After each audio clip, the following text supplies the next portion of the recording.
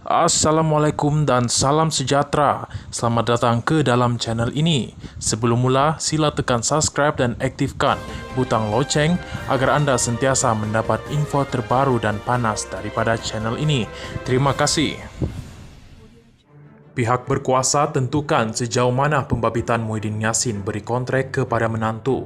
Berita penuh. Dakwaan pembabitan bekas Perdana Menteri Tan Sri Muhyiddin Yassin dalam pemberian kontrak bernilai 1 bilion ringgit Malaysia kepada menantunya tidak akan tersebar luas jika ia tidak benar. Perdana Menteri Datuk Seri Anwar Ibrahim yakin dakwaan itu benar, namun menyerahkan perkara itu kepada pihak berkuasa untuk menentukan sejauh mana pembabitan Muhyiddin Yassin dalam penganugerahan kontrak berkenaan.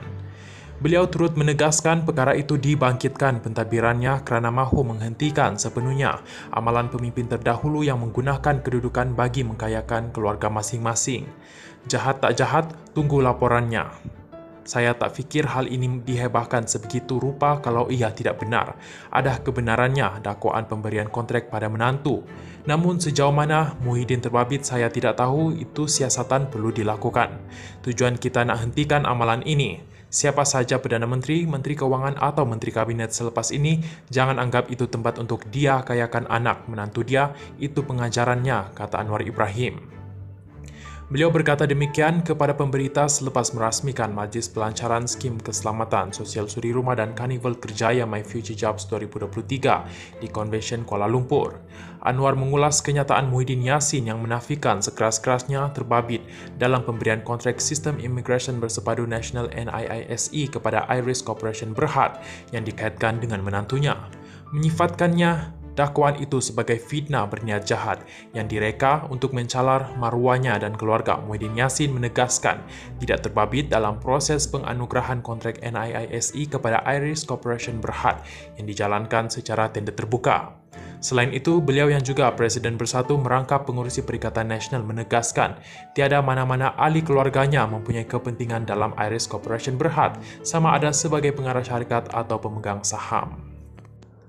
Rabu lalu, NST yang memetik sumber Suruhanjaya Pencegahan Rasuah Malaysia SPRM melaporkan badan penguat kuasa itu sedang menyiasat seorang bekas Perdana Menteri dan menantunya berhubung kemungkinan salah guna kuasa dalam pemberian kontrak bagi projek NIISE.